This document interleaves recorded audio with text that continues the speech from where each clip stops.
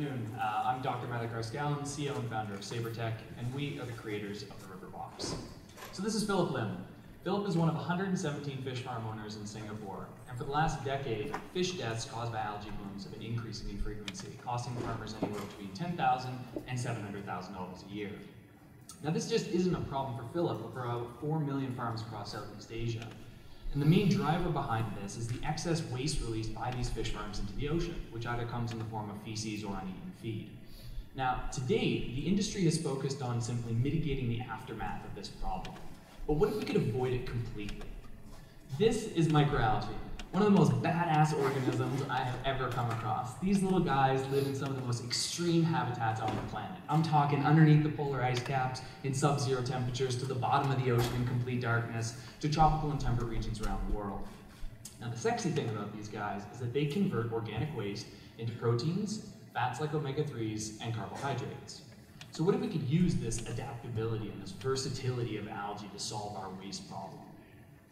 At SABRTECH, we've created the River Box, the world's first modular, scalable, and rapidly deployable algae farm. Our system is capable of producing up to 5 times the yield using only 10% of the water in comparison to our competitors. Furthermore, the entire system is plug and play and requires no downstream water separation technology when we harvest our algae. Now, what the River Box does is it enables a very simple, low-cost way for fish farmers to clean their wastewater, enabling closed-loop sustainable farming. On top of that, the algae that's grown inside of the system can actually then be fed or sold as a feed or feed additive. So a farmer like Philip could buy our system, install it, recycle his wastewater, reducing his pollution, providing cleaner water to his fish, and increasing his profit margins. Now, I'm extremely excited to announce today, just as of last week, we've solidified a joint venture with one of our Thai collaborators over in Southeast Asia, where we combine not only the expertise of a grand total of over 25 industry experts, but also the technology to create a high-growth, revenue-driven company.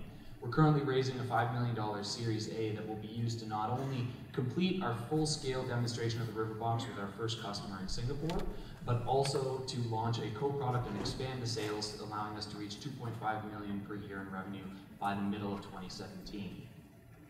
The last thing that I want to share with you guys is the reason why I'm so amped up about all this. And it's not about raising money, it's not about going to market, it's not about the joint venture. It's about the vision. And this vision of a new era of sustainability. And the fact that this vision is no longer a vision, it's a reality. And that reality starts today.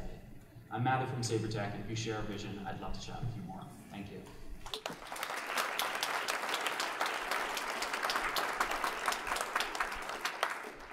All right, anyone like to kick it off with a question? So, Mather, what type of fish farms are you going to target? Primarily shrimp in the beginning, just because it's easy to then feed the algae back to the shrimp, but after we'll go to tilapia and then just start branching out from there. In the price point on the box? The box is $35K sold, but it only costs us about $6,500 to produce when we're producing 10 or more at a time on site in Southeast Asia. And how do those farmers afford that? So the rule of thumb, so we have several strategic partners, but one of them in particular in Singapore is a company named DHI. They're a not-for-profit R&D firm, operational in 140 countries around the world. And they work hand in hand with a large portion of the fish farmers in Southeast Asia, finding sustainable solutions to a wide variety of problems. So the rule of thumb in the industry is that if a fish farmer can pay back a new technology in the area with 1 or 2 harvest cycles, they're happy with it, you're golden. But the beauty is that if we actually have any pushback after the initial release, there's lots of room within our profit margins to increase the costs. So how will farmers get the finance that they need to bring these into their practice? Yeah, so one of the wonderful things about Southeast Asia and Singapore in particular is the government's actually subsidizing farmers right now to uptake sustainable technology because there's a necessity problem. There's too much waste, too many people, and there's not enough waste to feed all those people. And so this essentially allows for the early adoption of technology, and then obviously as we scale, we can cut our costs further. Mike? What's the cost to maintain and service it? So it's we haven't had one die yet, knock wood, but it's around $2,000 a year for operating if you're using artificial lighting. If we go using natural sunlight, which will be in Southeast Asia, those costs go down to under $1,000 a year in terms of operational costs. It's like a little perpetual machine. And who owns the Who owns the IP on that? So we own all the IP on it.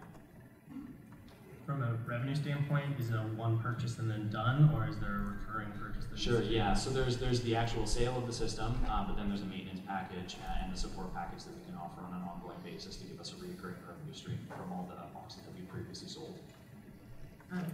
And one other question. Is it the same problem with the algae runoff in all shrimp farms all over the world, or is that a specific problem in Asia? I mean, it's definitely more prevalent in Southeast Asia just because the climate's more appropriate to get these large-scale harmful algal blooms, but I mean, you're still seeing some of the effects of highly concentrated waste causing more algae blooms around the world.